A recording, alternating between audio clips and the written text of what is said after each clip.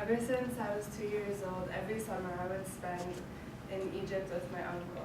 I'd spend the whole summer there. We would go out, go to the beach, go everywhere. Not up until about 3 years ago, he stopped going to the beach with us.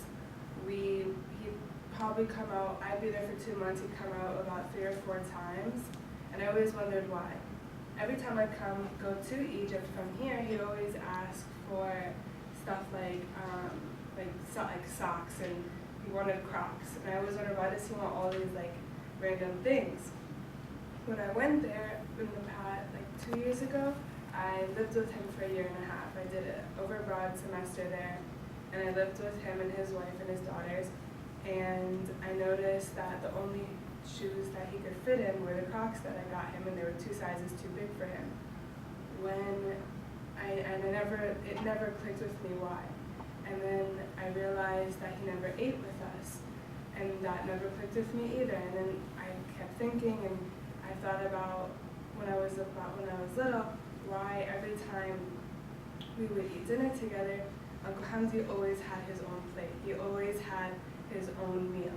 And it never clicked with me up until, I'm going to say October 2013, when I had this semester there, and his legs were getting so swollen that he couldn't stand up by himself. He couldn't go to the bathroom by himself. And I always knew that he was diabetic, and I always knew he had to have his own adjustments, but not to that degree. And I always knew that his insulin injections always came after his meal, random stuff like that. But we never took the disease seriously because, well, he never did. If he doesn't take it seriously, why should we? It doesn't mean we shouldn't be concerned, but it never was put into how serious it was until January 2014 when he passed away. It got to, I came back here December 2014, a month before he passed away. Right before he was hospitalized, he had blisters about this big, and the diabetes was eating his skin away because it was holding in all of his water. His legs and his feet tripled their size, and he couldn't balance because he just wasn't letting go of the water. Doctors prescribed him medications to use the bathroom more, to sweat more, to work out, to walk, to do anything to release the water in his body. And it just wouldn't until it just got to the point where he couldn't hold it anymore, and his body just gave up. Sorry.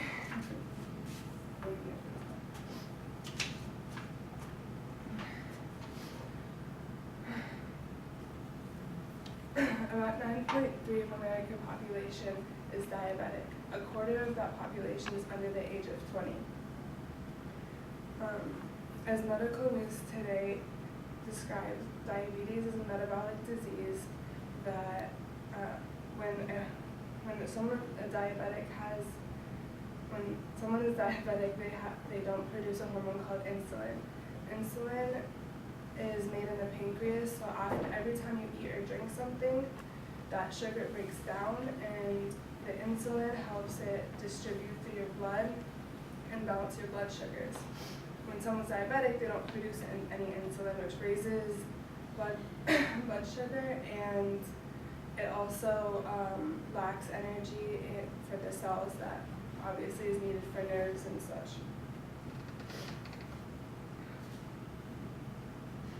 Diabetes is a long-term disease, and if treated properly, it can allow you to have a normal life, and if controlled and managed properly, you can live with it up until your later years. The effects of diabetes is damage to the large blood vessels which lead problems to the heart, the brain, and the legs, and small blood vessels that lead to problems in your eyes, kidneys, and feet. It also leads to chronic diseases like heart disease, stroke, and high blood pressure. So with that being said, today I will be talking about the lifestyle of a diabetic and how to manage and control diabetes through health maintenance, diet and active lifestyle. So first thing for health maintenance is a diabetic must check their blood sugar a minimum of 1 to 3 times a day. Once a day, if you do once a day, it would be towards the end of the night after you've had your dinner, but it's preferred either before or after your meals. Before your meals, your blood sugar should be under 100, and 2 hours after your meal, it should be less than 140. So to do that, I have this. I can't open the needles and the strips, but I can still show you how to use it. Let me show you. So what this does is they insert the needle through here, and then you would just use like your arm or whatever is easiest, whatever you can get a vein at, and it just pricks. You go like this, you can hear the snap. It pricks the needle into your skin, just like a little bit of blood comes out onto the strip, which is going to be here, and then they insert it.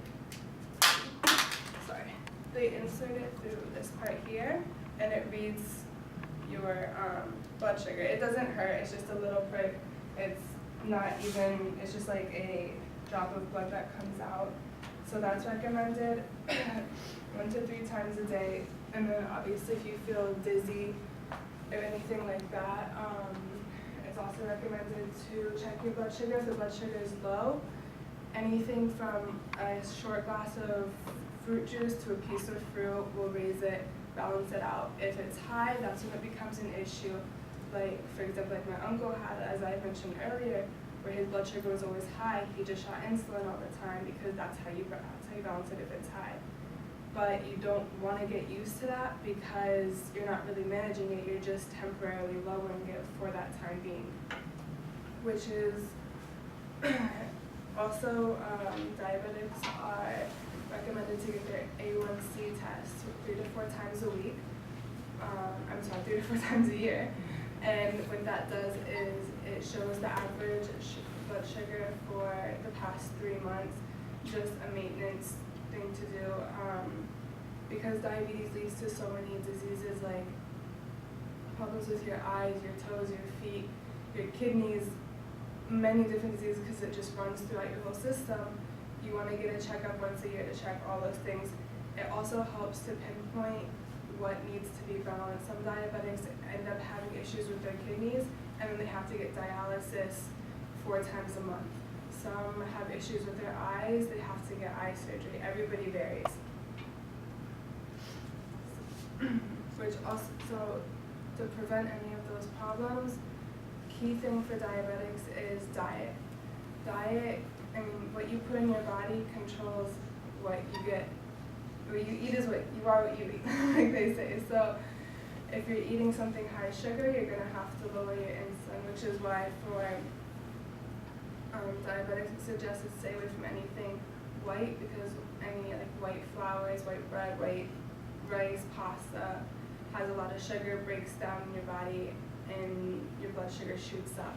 Anything whole grain has a lot of fiber, increases your metabolism, and less sugar.